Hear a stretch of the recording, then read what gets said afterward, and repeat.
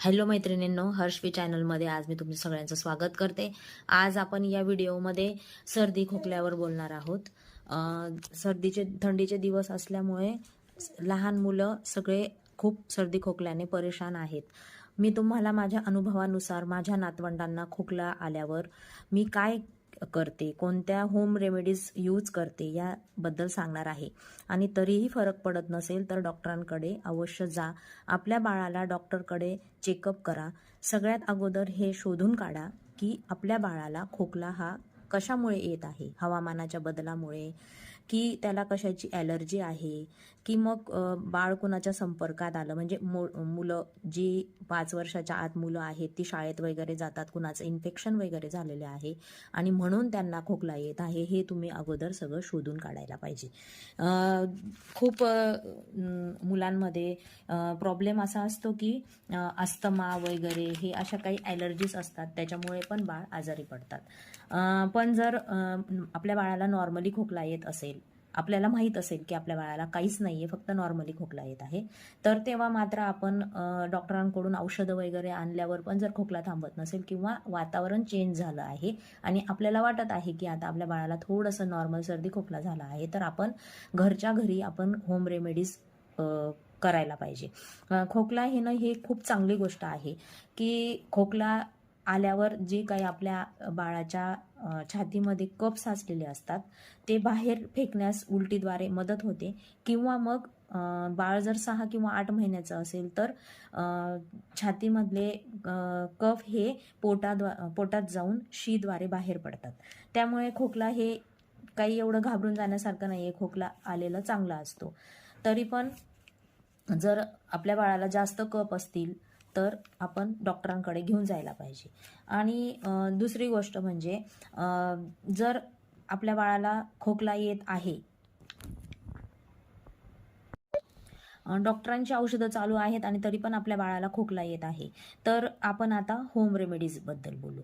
तर पहिली गोष्ट म्हणजे काय करायचं की आपल्या बाळाला दिवसभर थोडंसं कोमट पाणी द्यायचं।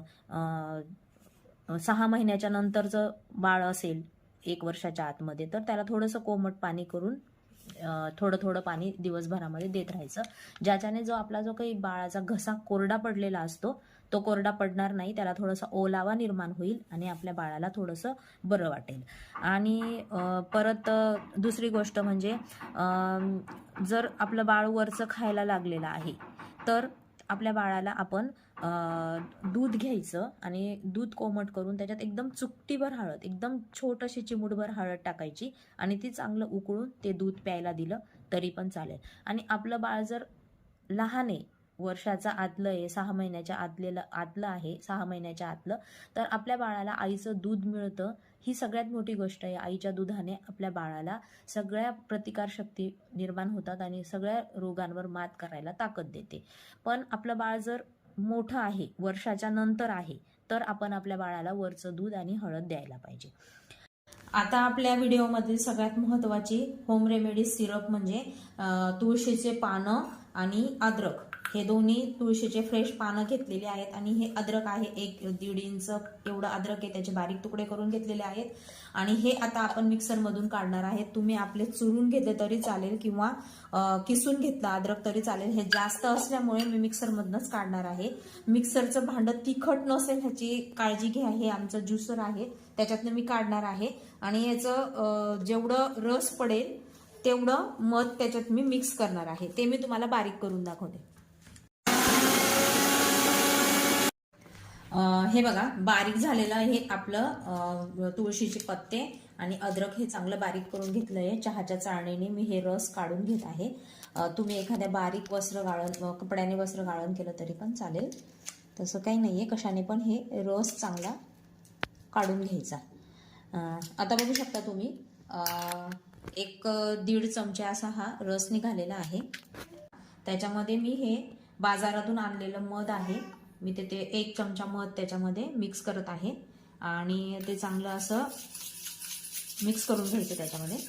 आणि हे जे सिरप तयार झालेलं आहे आपलं, हे आपण 1 वर्षाच्या नंतर बाळाला, 1.5-2 वर्षाचं बाळ असेल त्याप्रमाणे आपण प्रमाण कमी जास्त करू शकतो। समजा आपलं बाळ 1 वर्षाचं आहे तर आपण हे एवढं द्यायचं त्याला, अर्धा चमचा फक्त द्यायचं.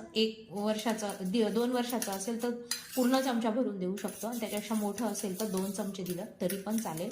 पण मला वाटतं की 1-1.5 चमचाच द्यायचं, कारण आलं हे पण खूप म्हणजे असं गरम असतं, त्यामुळे बाळाला अजून दुसरा काही त्रास नाही व्हायला पाहिजे.